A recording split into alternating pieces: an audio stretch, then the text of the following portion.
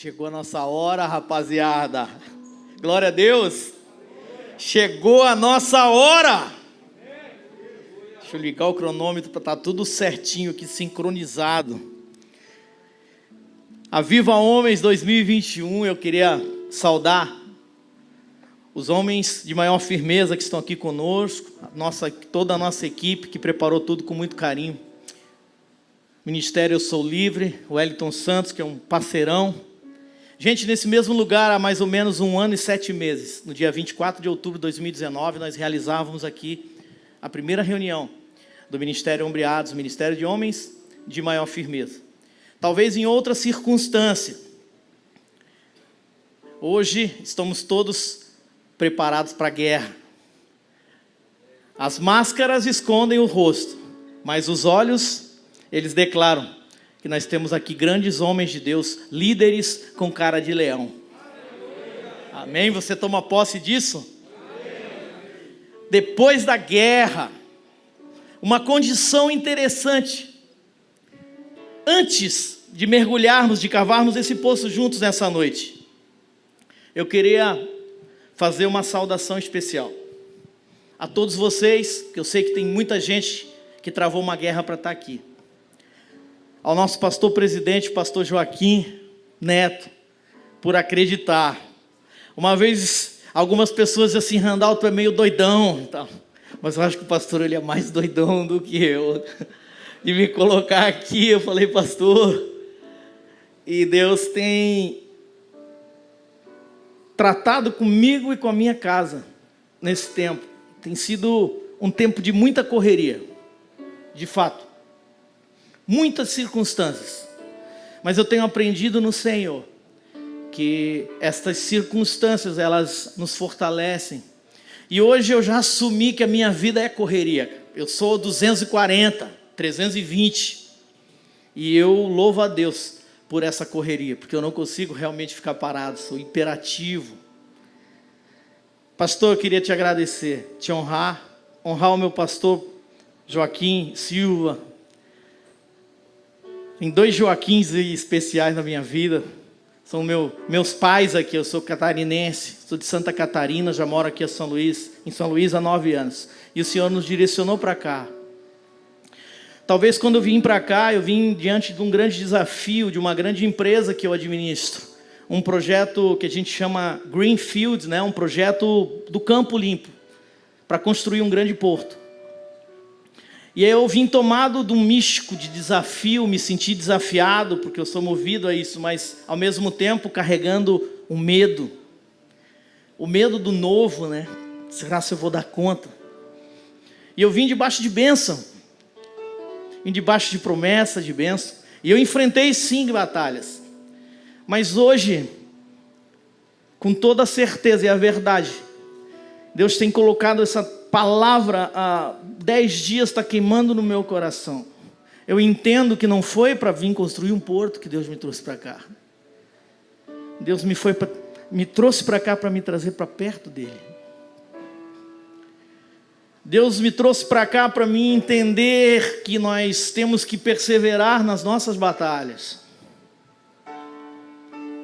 Mas eu quero saudar aqui, além do pastor Joaquim e pastor Rodrigo, que vai estar conosco amanhã aqui, incendiando o nosso Aviva, todos os pastores da Igreja Batista Angelim, e os pastores da Aliança, que muitos vieram de longe para estar conosco aqui no Aviva,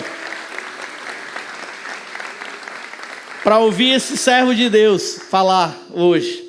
Talvez o que eu fale hoje, o pastor Rodrigo conserta amanhã, tá bom, pastor? Mas eu creio, Deus colocou isso no meu coração. Amém, amados? Amém. Glória a Deus. E vocês me ajudam aí, gente. Vamos. Isso aqui é festa, avivamento. Uma condição importante em tempos de guerra. Alguns questionamentos. Enquanto homens que somos, o que fazer depois da guerra? Como eu me encontrarei depois da guerra? Como estará o meu coração? E a palavra de Deus, ela trata das coisas do coração do homem depois da guerra. Qual é o seu maior objetivo? Qual é o teu propósito de travar essa batalha, de travar essa guerra? Onde eu, homem, quero chegar depois da guerra?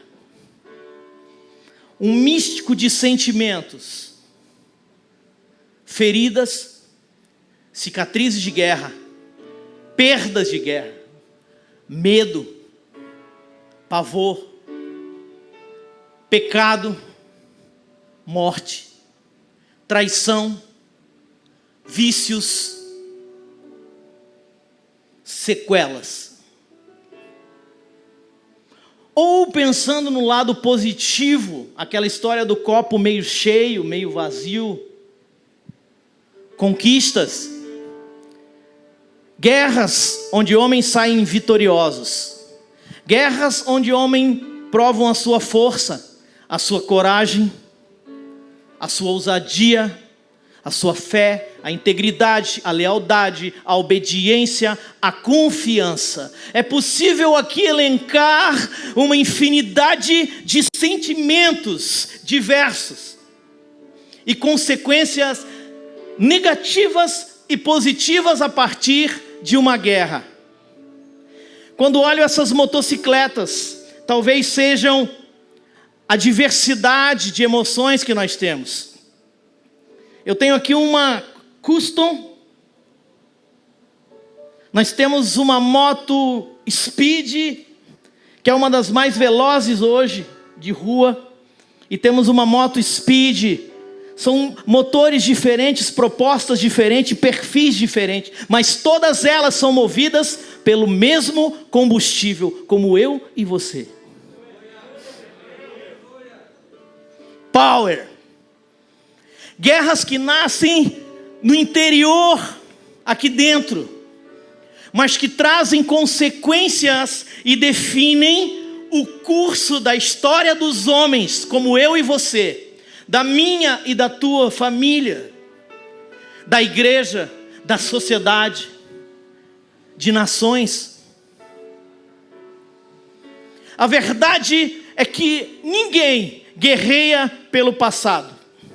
Toda guerra, ela é impulsionada por sentimentos que nascem no coração dos homens, historicamente falando. O desejo ardente do homem pela conquista, por mais, por subjugar. Uma guerra, ela é marcada pela conquista, ela é marcada pelo desespero, ela é marcada pela derrota. Podemos traduzir a guerra literalmente como um conflito armado com uma força militar oposta. Mas na palavra de Deus, na espada, no machado, a Bíblia Sagrada, ela nos traz outra perspectiva do povo de Deus. Quando iniciamos uma leitura bíblica no Pentateuco, no início da palavra, a perspectiva do povo hebreu acerca da guerra, que era uma guerra santa, era aquela que o próprio Deus declarava, Deus liderava e Deus vencia. Sabe, um conceito que estava no auge, principalmente no período de conquista da terra de Canaã pelo povo de Israel e no período dos juízes de Israel. Eita, povo guerreiro, velho.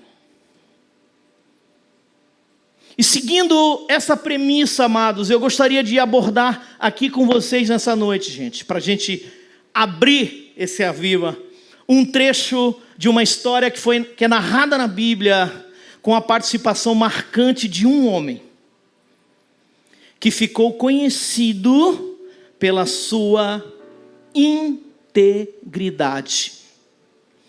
pela sua determinação, pela obediência, pela fé, principalmente por perseverar naquilo que Deus tinha prometido. Porque a Bíblia nos traz muitas promessas. E esse homem, ele teve a ousadia de reivindicar esta promessa. Sabe, a partir da conduta deste camarada, deste homem valente, eu espero que nós possamos construir hoje um racional interessante para esta primeira reunião do Aviva Homens 2021. Com muita expectativa de algo que vem queimando há dias no meu coração. Dias, amados. Quanta dificuldade para eu conseguir formatar isso.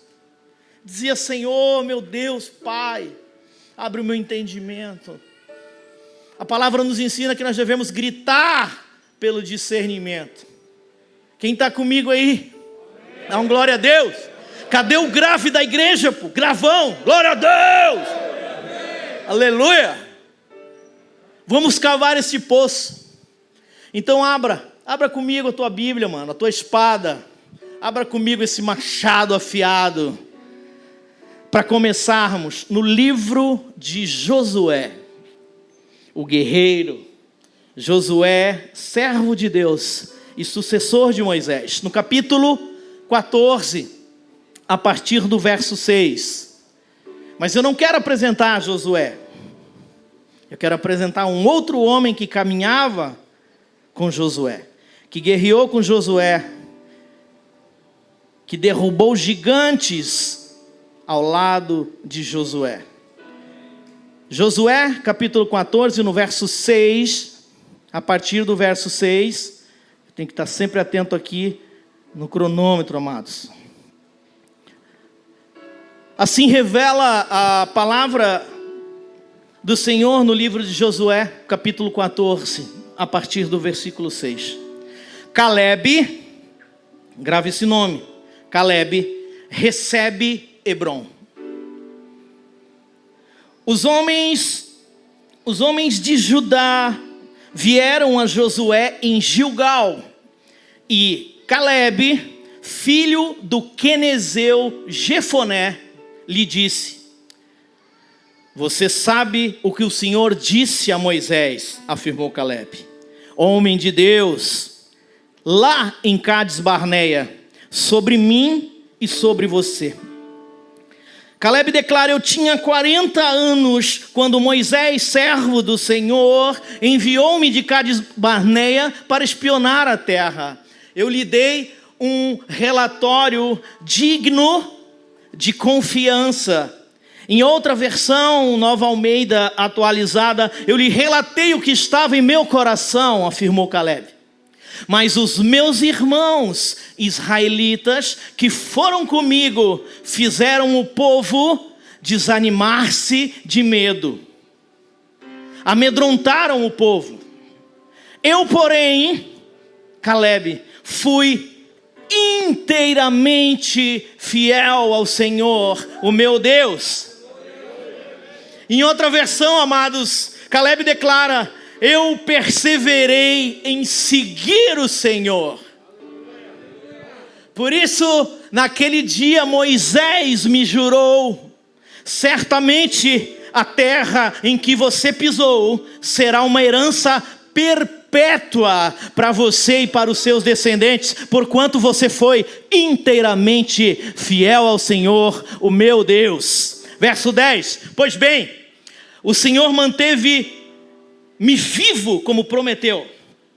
E foi 45 anos que ele disse isso a Moisés, há 45 anos, mais de 4 décadas, quando Israel ainda caminhava errante pelo deserto. Por isso aqui estou hoje, Calebe declara, estou hoje com 85 anos de idade, ainda estou tão forte como no dia em que Moisés me enviou, tenho agora tanto vigor para ir à guerra como tinha naquela época. Dê-me, pois, a região montanhosa do Hebrom, que naquela ocasião o Senhor me prometeu. Na época você ficou sabendo que os Enaquins lá viviam com suas grandes cidades e fortificadas eram. Mas se o Senhor estiver comigo, eu expulsarei de lá os gigantes, como o Senhor prometeu. Então Josué abençoa Calebe, filho de Jefoné, e lhe deu Hebrom por herança. Por isso até hoje Hebrom pertence aos descendentes da promessa de Calebe, filho do quenezeu Jefoné. Pois ele foi inteiramente fiel ao Senhor, o Deus de Israel. Para finalizar esta passagem, no verso 15, Hebrom, a cidade de Hebrom, ela era chamada Kiriat Arba, em homenagem a Arba, que foi o maior dos Enaquins, o gigante Arba. E aí, ele finaliza na parte B do versículo, ali no nosso banner do Aviva Mulheres: e a terra teve descanso da guerra. Amém? E a partir dessa história, amados, eu gostaria de apresentar o tema dessa nossa reflexão nessa noite. De todo o coração. A saga dos homens, desde o Éden. A saga dos homens da nossa atualidade. Eu quero aqui, através dessa palavra, traçar um paralelo com os senhores sobre escravos libertos versus guerreiros valentes. Da escravidão moderna que aprisiona o homem para a liberdade em Cristo Jesus. Sabe, amados, as etapas do processo, pastor, do Egito para Canaã, este processo. E Canaã aqui representa não somente a terra que emana leite e mel, mas na minha e na sua vida. Canaã representa a plenitude da nossa vida diante de Deus. Sabe, tem uma Canaã para nós. A terra da promessa. E nessa história de Calebe, um homem de ação, um homem de movimento, dedicado, alguém que todos nós deveríamos conhecer, na minha opinião. Talvez se atribuíssemos aqui, encerrando, pastor Rodrigo, a moral da história, afirmaria, através da história de Calebe, pastor Flávio, que o sucesso da missão vem para aqueles que perseveram e permanecem leais a Deus. Aleluia! Oh!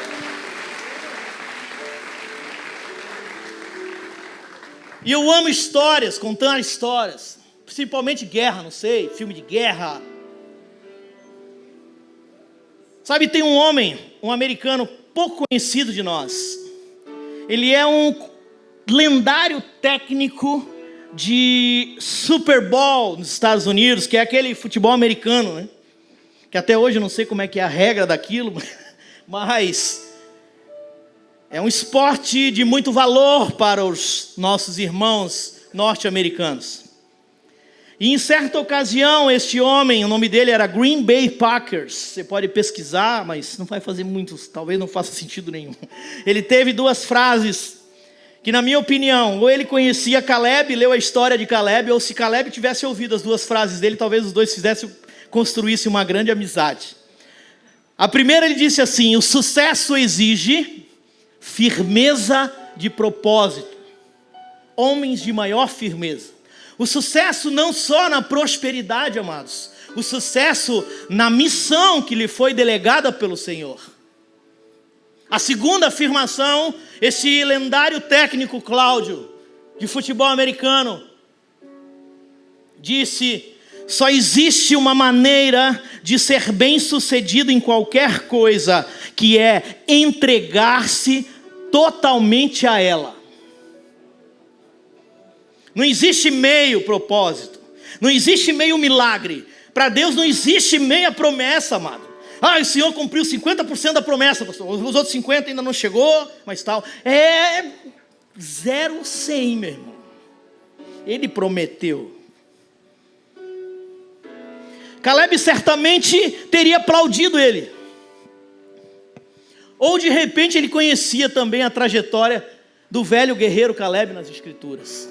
Sabe, nessa linha de pensamento, a gente inicia este paralelo associando com nós, com os homens, com os jovens, com os anciãos da nossa geração. Existe um estudo que nos próximos anos, nas próximas décadas, o maior desafio do homem vai fazer com que 5 gerações coexistam juntas.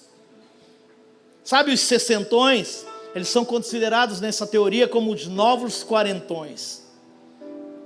Está todo mundo ativo. Até 2025, mais de 40 cidades no continente africano terão mais de 1 milhão de habitantes. É gente, meu irmão. Vamos mandar soja para esse povo lá, pastor. Iniciando essa jornada, vamos voltar algumas décadas, amados, na história. Quando Caleb ele tinha 40 anos de idade. Ele é escolhido por Moisés para ser um dos 12 espiões da nova terra. Amém? Ele, Josué e outros 10 espias que eram considerados príncipes em Israel, líderes dos seus clãs, chefes de família. Sendo assim, um homem de cada tribo de Israel e mais de 500 mil de homens saíram do Egito com mulheres, crianças. Acredita-se assim algo em torno de 600 mil homens. E esses 12 espias, eles saem em uma missão secreta, numa missão de guerra, que durou 40 dias. E essa missão, segundo a Bíblia, era para o reconhecimento da terra da promessa, a terra de Canaã. E eles tinham alguns procedimentos e um relatório a ser ali compilado. Eles deveriam ver como era a terra. Se o povo de lá vivia, ele era um povo forte, se era um povo fraco, como era aquele solo, se era fértil, se as cidades eram fortalezas fortificadas, ou se eles eram muito populosos ou não, enfim, se a terra era boa ou se a terra era ruim.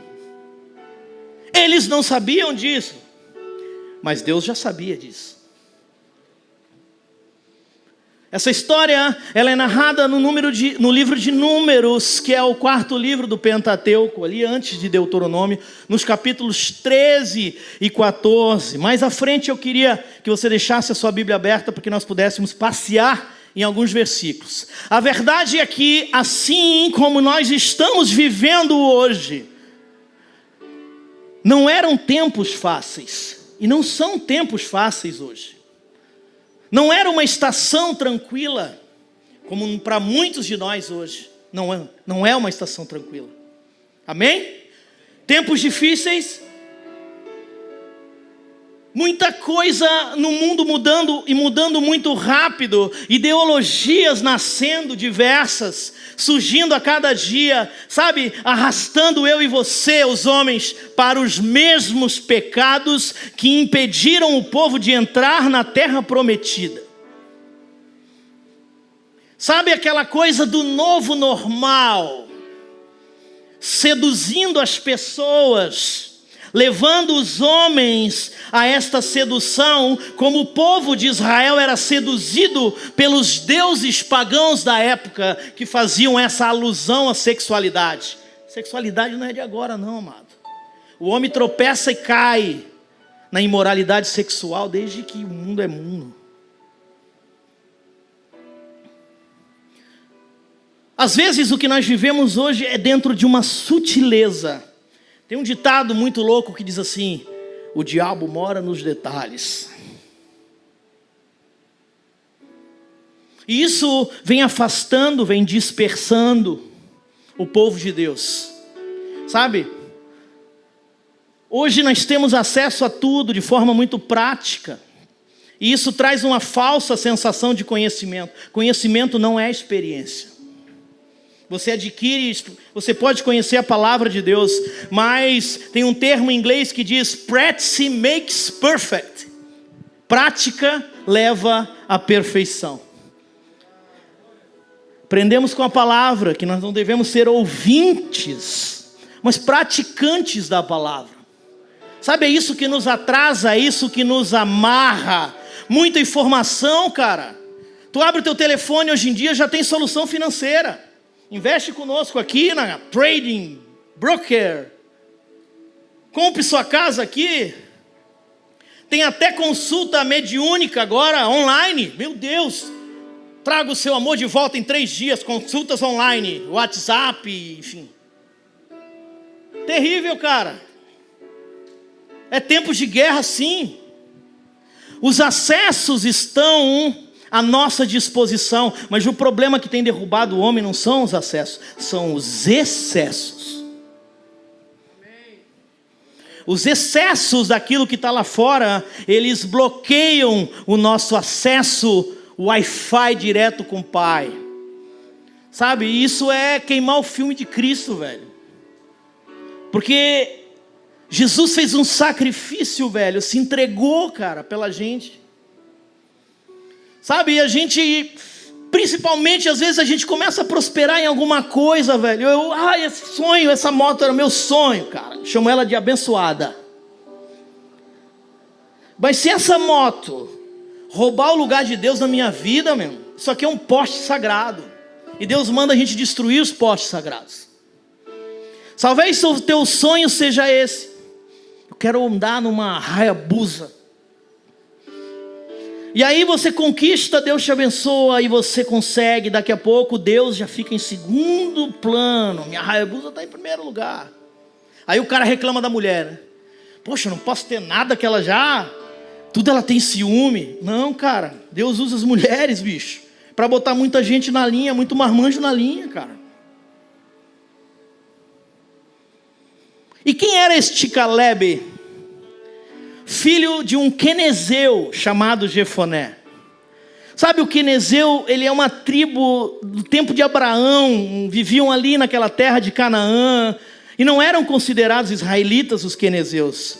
Mas a mulher com quem ele se casa é uma mulher da tribo de Judá. Olha como isso é interessante. A Bíblia era geracional, né? Mas existe a paternidade bíblica, né? Jesus vem da linhagem de Davi, através de José. Aqui não. Caleb, ele é admitido como israelita por ter uma mãe israelita. O pai era estrangeiro, não era israelita. E ele era um líder também no meio daquele povo. Porque ele foi um dos 12, então ele foi escolhido como um líder daquele clã. Eu posso crer um pai de família como muitos nós. Talvez não, talvez ele era noivo de alguém. Ou talvez estava na pista como muitos de nós aí, cara. Tentando arrumar aí uma morocha, como diz os gaúchos. E ele integrou aquele time de 12 camaradas. Um guerreiro que demonstrou através da perseverança que seria possível enfrentar os gigantes que habitavam a terra, juntamente com Josué, quando os 12 espias iniciaram essa incursão, essa aventura para espionar a terra. Enquanto outros 10 foram tomados de medo, de pavor, contagiando todo aquele povo. Sabe aquela história, e é verdade, porque eu trabalho há 23 anos na área portuária, a gente fala assim, uma maçã podre estraga toda a caixa. Um container com uma laranja podre, tem 23 toneladas de laranja no container, ele detona toda a carga, cara. Sabe, esses 10 espias, eles acabaram com aquela nação. O depoimento tóxico desses caras condenou todo o povo de Israel. E o Senhor não permitiu que aqueles homens que haviam presenciado tantas maravilhas, Cláudio. Imagina o mar se abrir, cara. Imagina o pão caindo do céu. Eles viram isso, a nuvem, a água brotando da rocha, mas nada disso foi suficiente.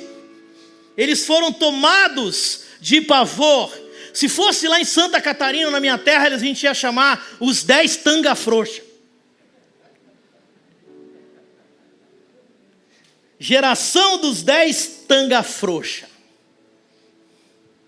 Os 10 malas sem alça. Condenaram mais de 600 mil homens que saíram do Egito. Condenaram muitos sonhos e não entraram na terra prometida. Ainda levaram junto Moisés e Arão, cara. Eles deixaram Moisés tão louco que ele desobedece a Deus. Deus diz: olha, você vai ver, eu deixo você ver a terra, mas você e Arão não vão entrar na terra. Sabe o que a palavra diz? Que Moisés ofendeu a santidade do Senhor quando ele bateu 2 vezes com o seu cajado na pedra. Hoje é o que permeia todos nós, de forma sutil. Cuidado com as amizades tóxicas, cara.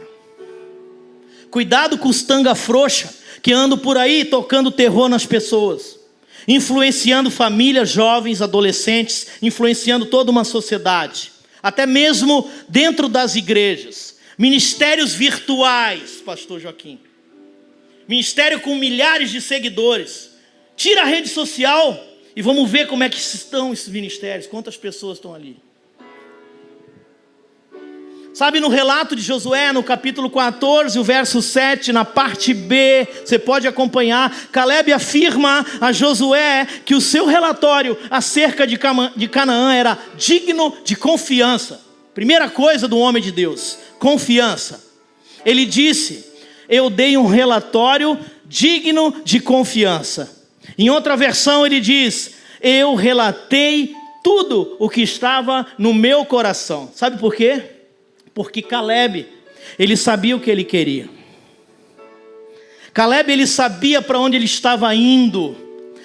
Caleb, ele seguia com um objetivo. Caleb tinha uma direção. E ele, naquela ocasião, ele estava pronto para reivindicar do Senhor aquela promessa. Porque existia uma legalidade na vida dele como homem reto, homem diante do Senhor.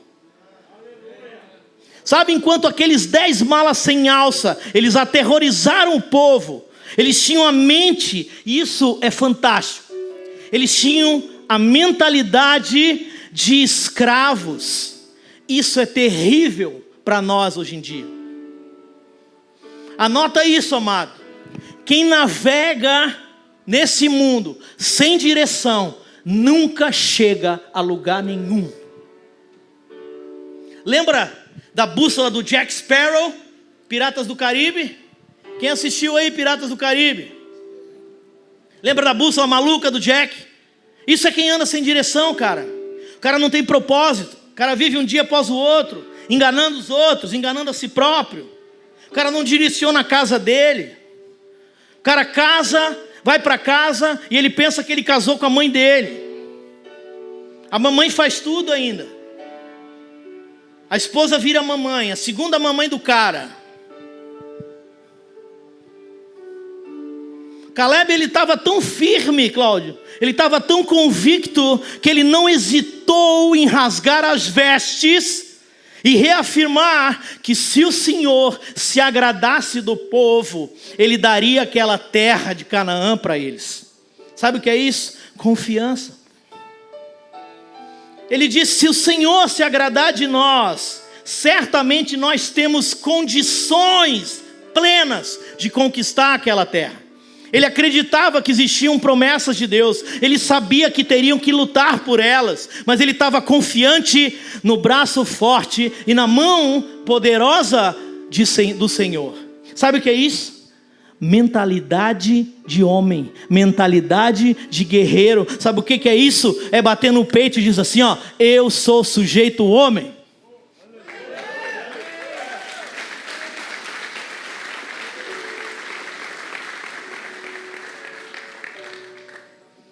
Sujeito homem.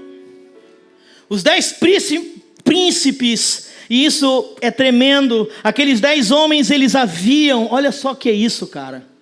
Eles haviam deixado o Egito fisicamente. Eles saíram do Egito fisicamente, mas o Egito ainda estava dentro deles. Eles carregavam uma mentalidade de escravo, mesmo libertos. Essa mentalidade bloqueou o entendimento daqueles caras. Sabe, a lembrança da terra do nascimento do Egito, ela estava neles, ofuscando todas aquelas maravilhas que o Senhor operava. Mentalidade de escravo, cara. Saiu do Egito, mas o Egito ainda estava ali. Sabe, pastor Mário, eu saí do boteco, do bar, mas o barzinho ainda está aqui dentro. Eu saí da prostituição, mas a prostituição ainda está me chamando.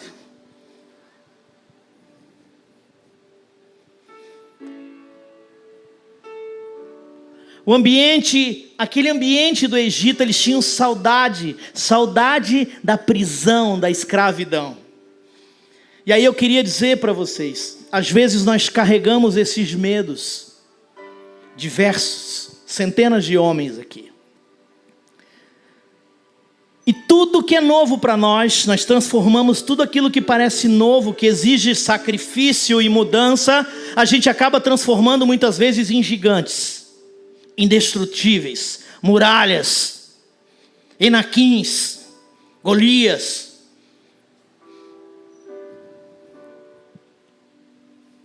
A diferença aqui, ela é uma. Eu queria compartilhar com vocês isso, para que nós pudéssemos caminhar em unidade neste ministério de homens aqui na igreja. Não sei se você está visitando, como você chegou aqui, mas eu sei de uma coisa, cara. Quem me colocou aqui foi Deus. Quem colocou você aqui foi Jesus, cara. Ele quer tratar contigo isso. Não esquece disso. Não tem nada a ver comigo, meu irmão. Nada. Não tem nada a ver comigo. Sabe quando nós passeamos ali no livro de Números, no capítulo 13, versículos 32 e 33, a palavra nos revela: e diante dos filhos de Israel, falaram mal da terra.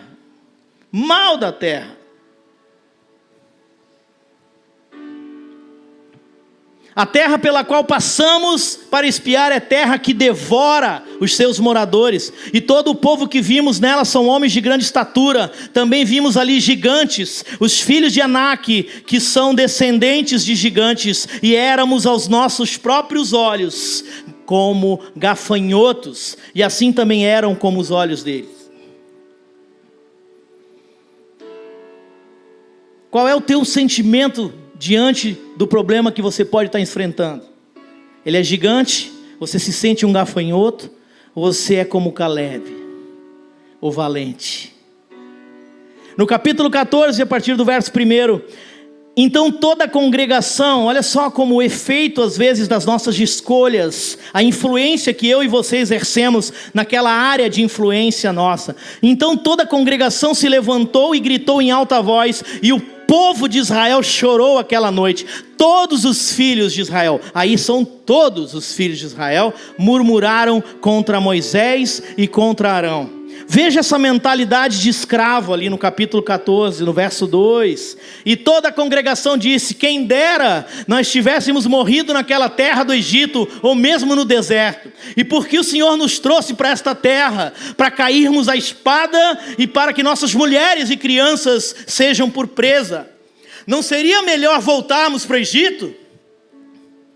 E diziam uns aos outros: vamos escolher um chefe e voltemos para o Egito. Vamos abandonar, vamos paralisar. Eu vou voltar para o Egito. Era isso. A inflamação era tanta que eles queriam depor Moisés ali. Escolher um chefe que fosse conivente com aquele ímpeto ruim. A incredulidade e o medo têm afastado os homens na caminhada. A verdade é essa. Sabe o que isso acontece? Leva à murmuração. Como os caras que queriam voltar atrás na vida daquela prisão suja lá do Egito. Como nós homens, por muito menos do que isso, nós desistimos do que é propósito de Deus para a nossa vida. Na primeira dificuldade, cara, nós arranjamos uma desculpa, a verdade é essa. Para desistir. para voltar para a prisão do pecado, para voltar para o comodismo. Homens libertos, homens que têm a Cristo, agem como Caleb e Josué, com confiança no Senhor, com dignidade para reivindicar a promessa. Caleb disse a Josué: eu quero aquele monte, porque o Senhor me prometeu. Ele tinha legalidade para isso. Aqueles espias, eles eram líderes da sua tribo. Muitas podiam ser pais de família, com certeza. Tinham uma posição de autoridade, como muitos de nós aqui exercemos a liderança sobre algo. Mas eles não se apresentavam com postura de liderança à luz das promessas de Deus. Não se apresentavam. E sabe, nos tempos atuais, querido, nós temos dentro da igreja, nós temos fora da igreja, homens empoderados, homens que recebem seus títulos de autoridade, sacerdotes dentro de casa, que preferem a comodidade da posição, mas não querem o ônus de carregar sobre si essa liderança. O cara é servo, de repente ele é empoderado. Opa, agora eu quero ser servido. Peraí, muchacho. Agora não. São chefes de família, muitos que não querem, não agem como guardiões dentro de casa, cara. Jesus disse: maior é aquele que serve. O esposo, o marido, o homem de Deus, ele é servo da esposa, ele é servo dos filhos, ele tem que servir dentro de casa e não ser servido. Nós somos muito bons em dar desculpas. De fato, é muito fácil hoje em dia arrumar uma desculpa esfarrapada para largar o ministério. É a primeira coisa, cara. Incrível. Ah, meu casamento acabou, não adianta mais. Esses tempos aí de pandemia, o número dos divórcios fez assim, ó. Isso não é para mim, esse negócio, não. Eu não recebo isso. Isso não tem nada a ver. Deixa eu te falar uma coisa. O inferno está cheio de nada a ver, meu irmão. Enterrado ali. Ah, eu não sei se eu sirvo para ser pai. Vamos curtir a vida. Tem muita água para passar debaixo da ponte. Sabe o que eu queria te dizer? Uma outra chave. Quem é bom em dar desculpa, não é bom em mais nada. Guarda isso. Quem é bom em dar desculpa, meu irmão, não é bom em mais nada. Certo, professor Léo? Professor Léo está aí? Prestei essa frase sua, tá, professor? Deus te abençoe. Pior é que esses problemas, pastor, essas desculpas, elas respingam em quem está na volta, sabe? A desculpa, a negligência respingou em todos aqueles homens. E às vezes, cara, respinga nos pastores aqui. Vem bater na mesa do cara. Às vezes essa desculpa respinga na esposa. Respinga nos filhos. Respinga nos pais. Quando eu casei eu tinha muita dificuldade, mas uma coisa estava no meu coração, sabe, pastor? Eu tinha uma teoria, pastor Willito, pastor André, pastor Augusto. A minha teoria era o seguinte: a minha esposa vem de uma família muito humilde, eu também. Pelo menos eu quero proporcionar para ela o mesmo conforto que ela tinha dentro da simplicidade dela. Esse é o meu papel como homem.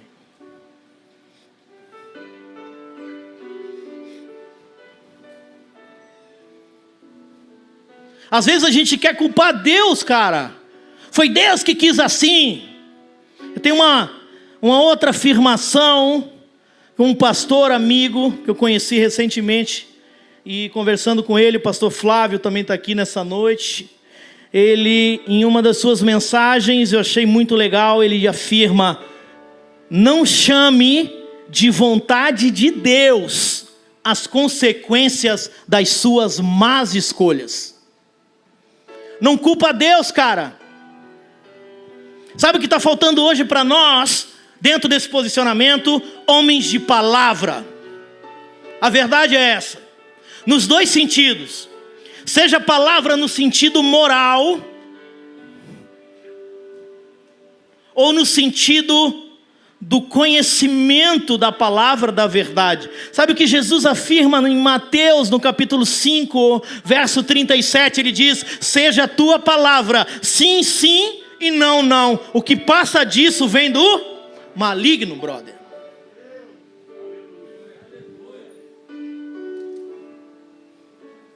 Às vezes parece que nós retrocedemos, que nós estamos no tempo da lei. Às vezes nós esquecemos que nós estamos no tempo da graça. O sacrifício de Cristo precisa ser levado muito a sério, cara. É muito fácil, cara, transferir a responsabilidade para o outro. Que isso? Sabe, eu acho que muitos de nós, você já ouviu falar na síndrome adâmica? Lá do Éden. Quando o homem e a mulher, né, Adão e Eva estão ali, eles desobedecem a Deus. E o pecado entra no mundo através dele. A primeira coisa que ele faz, quando Deus questiona, é arranjar uma boa desculpa. Mas Deus, foi a mulher que tu me deste. Sabe, nos tempos dos meus avós, nos tempos mais antigos e até mesmo durante a minha infância, essa questão da palavra era uma coisa levada muito a sério. Um homem chegava para o outro e dizia assim: eu vou arrematar esse lote aqui. Hoje é dia 21. Daqui a 45 dias, você pode vir aqui que eu vou acertar contigo. Não tinha problema nenhum, cara. Olho no olho, palavra. Pode pegar esse carro aqui. Pode levar, depois a gente acerta a papelada. Era assim. Hoje não. Hoje, se o cara tem uma rede social, se veste bem, tira foto com o carro dos outros e tudo mais ali e tal. Não, porra, esse cara é o cara, mano. Eu vou seguir esse cara. Esse cara é o cara para fazer negócio. Existem os homens de palavra hoje, mas os homens de palavra hoje, eles são temerosos, porque eles não conseguem confiar. Sabe o que é isso? Quem toma pancada toda hora, uma hora... Cadê a palavra, meu?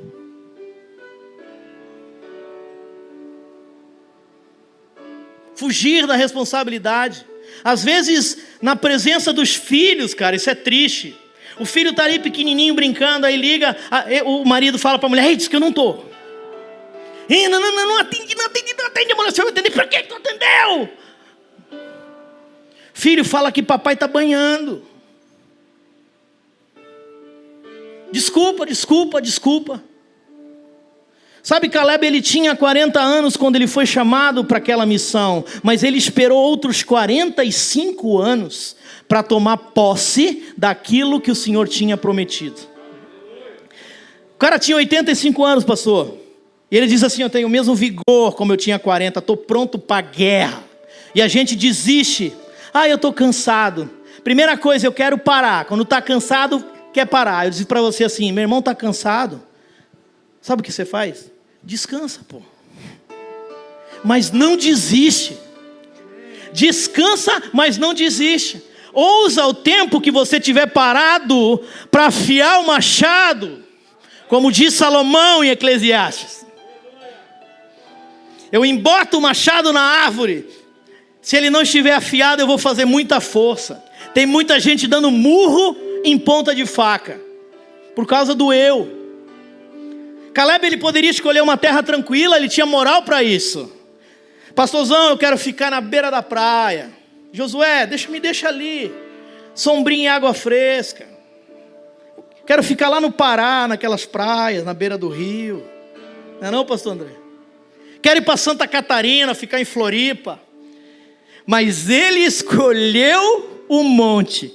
Ele escolheu a terra dos gigantes, cara. Pensa num velho duro, bicho.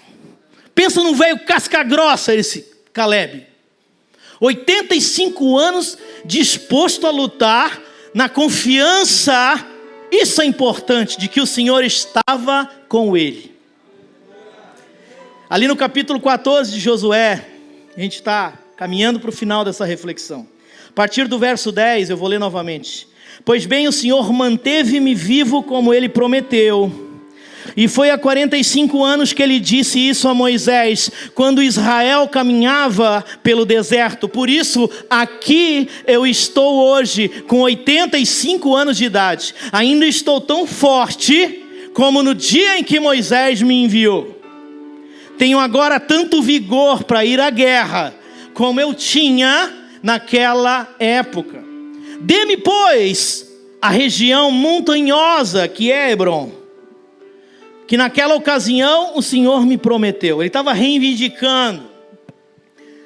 Na época você ficou sabendo que os Enaquins lá viviam e que suas cidades eram fortificadas. Mas se o Senhor estiver comigo, diga, mas se o Senhor estiver comigo. De novo, mas se o Senhor estiver comigo, eu os expulsarei de lá, como Ele prometeu. Sabe o que é isso? Determinação. Confiança para derrotar os gigantes. Perseverança e fé para reivindicar a promessa. A gente conhece desde que nós nos entendemos por gente a história de Davi contra o gigante Golias. Sabe, se você ler a palavra em Números, Josué, ele eliminou todos os gigantes. Davi eliminou Golias. Josué eliminou todos com Caleb. Diz que nenhum sequer. Eles expulsaram todos os gigantes. Os caras tinham a manha de matar gigante, velho. Caleb, ele, pela idade, talvez como um ancião, ele tinha tudo para abrir mão daquela promessa. Quanto mais perto nós nos aproximarmos das promessas de Deus, mais perseverantes temos que ser. Sabe por quê? Porque quem desiste, meu amado, não faz história. Quem lembra aqui de Martin Lutero? Levanta a mão. Quem já ouviu falar num homem chamado Bill Gates? Com certeza você já conhece e já ouviu falar de Jesus, ou de Abraão, ou de Davi e tantos outros. Mas se eu te perguntar aqui agora, se você recorda ou conhece o nome de pelo menos um ou dois daqueles 10 espias tanga frouxa que se arriaram aquele dia, quem aqui conhece de bate pronto o nome de um ou dois pelo menos daqueles 10? Ninguém conhece. Sabe por quê? Porque eles desistiram.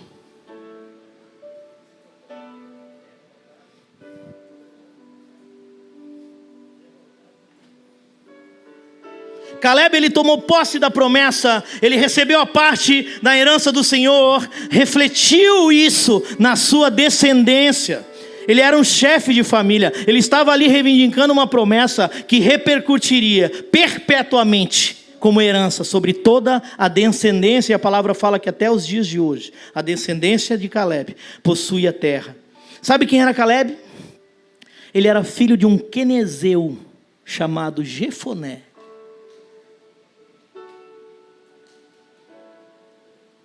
E ali, no verso 13, a palavra nos revela uma coisa tremenda, que Caleb foi inteiramente fiel ao Senhor, o Deus de Israel.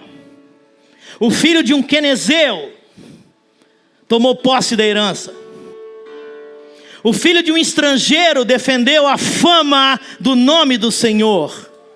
Não importa de quem você é filho, meu amado, a sua perseverança e fé, e isso é algo pessoal, aquilo que você semear vai determinar a herança sobre a sua descendência, sobre a sua casa, sobre a sua família, sobre a sua empresa. E todos aqueles que estão perto de você vão ser alcançados por isso. Se é para Jesus, pode aplaudir, cara. Eu não sou nada, meu irmão. É Jesus, cara. Isso é a graça de Deus. Esse é o tempo que nós vivemos. Esse é o tempo do favor imerecido sobre nós, através do sangue do Cordeiro, que foi revertido lá na cruz. Outro ponto interessante. Caleb foi inteiramente fiel. A fidelidade marca a história de um guerreiro. A fidelidade marca a história de grandes homens de Deus. A fidelidade marca a história de grandes pais. Aquele pai que o filho, o neto, quer botar o nome. Joaquim, neto. Meu filho, Randall Luciano, filho. Talvez não vai depender de mim, eu não sei disso. Mas talvez um dia ele vai ter um filho e vai dizer assim: meu nome vai se chamar Randall Neto. E eu profetizo que ele vai ser um grande homem de Deus. Um testemunho, o seu testemunho, amado. Porque aqui dentro todo mundo é guardado. Aqui dentro é paz do Senhor, amado. O Senhor esteja contigo. Você está bem? Aí a gente diz: não, estou. Estamos na graça. Às vezes está moído por dentro, batido, machucado, todo estrupiado, pastor Carlito. Mas estou bem, está tudo bem. Às vezes o pastor não consegue ajudar, cara, porque o cara está sempre bem. O pastor, amém, cara. Pastor, tem um monte de gente para cuidar, os pastores estão aqui. O testemunho de um homem, ele deve acompanhar as palavras que saem da boca dele. Não adianta eu falar aqui para vocês, se o meu testemunho, se a centelha do Senhor que habita em mim e você, se as marcas de Cristo que já existem em nós, elas não forem vistas ou confirmadas através das nossas palavras. Nós não podemos ser morno, a palavra diz: seja frio, quente, morno, o Senhor vomita, meu irmão. Sabe, esse equilíbrio. Hoje tem uma estatística americana que a cada 10 homens na igreja americana, 9 têm problemas para equilibrar trabalho, igreja, vida com Deus e família. Isso é terrível, cara. Não podemos ser mornos. Sabe aquela história: eu sou 50%, sou amigo do evangelho. Canaã, ela representa a plenitude da promessa de Deus sobre a tua vida. A vida de um homem de Deus sendo vivida em todo o seu potencial. Esta é a sua e a minha Canaã. Não existe promessa de Deus cumprida 50%. É 100% ou nada com Deus. Ou é 100% ou é nada. Ah, o Senhor me abençoou aqui 38%. Está faltando pouco, quase 50%. Não existe isso para Deus, meu irmão. Não existe milagre 100% para Deus. Deus, quando cura o cego, em algumas ocasiões que ele curou o cego, não curou só um lado, não. O cara não saiu lá com o olho. O cara saiu vendo, mano. Isso é promessa, isso é milagre. Milagre é 100%. Sabe do que depende isso? Do meu e do teu posicionamento. É questão de posicionamento. Seja íntegro como Caleb diante de Deus. E receba o direito de reivindicar a sua promessa. Eu queria ler o último verso de Josué 14, no capítulo 15, diz assim: Hebrom, gente, Hebrom ela é a maior cidade da Palestina, sabe? Hebrom ela fica no meio de um vale, mas ela está a mais de 900 metros acima do nível do mar. Uma cidade estratégica, pastor Augusto. Uma cidade que tem visibilidade. Ele queria aquilo, ele queria enxergar. Ele queria estar lá em cima. O cara era guerreiro, estrategista. Diz assim: Hebrom era chamada Kiriat Arba, em homenagem a Arba, um dos maiores, se não o maior dos Enaquins.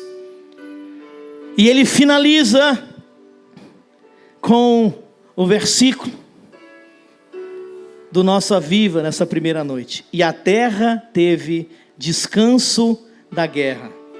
Sabe o que isso significa, amados? Que ao final da jornada, você e eu iremos declarar como Paulo escreve para Timóteo, na segunda carta, no capítulo 7, no verso 7 e 8. Combati o bom combate, terminei a carreira, guardei a fé. Ei! É isso! É isso, brother! Verso 8 diz: agora me está reservada a coroa da justiça, que o Senhor, o justo juiz, me dará naquele dia, e não somente a mim, mas também a todos os que amam a sua vinda.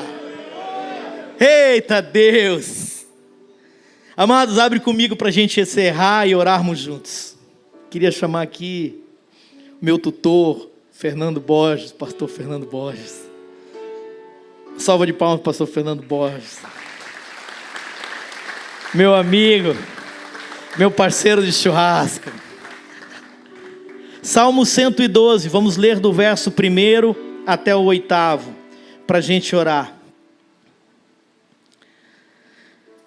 Inicia da seguinte forma, Salmo 112, vamos ler do verso 1 ao 8, amém? E nós vamos orar juntos. Olha que coisa linda, amados, diz assim a palavra do Senhor: aleluia, como é feliz o homem que teme o Senhor e tem grande prazer em seus mandamentos. Seus descendentes serão poderosos na terra, serão uma geração abençoada de homens íntegros. Lembra de Caleb? Grande riqueza há em sua casa e a sua justiça dura para sempre. A luz raia nas trevas para o íntegro. A luz raia nas trevas para o íntegro, para quem é misericordioso, compassivo e justo. Feliz é o homem que empresta com generosidade e com honestidade conduz os seus negócios. O justo jamais será abalado, para sempre se lembrarão dele. Para sempre se lembrarão dele.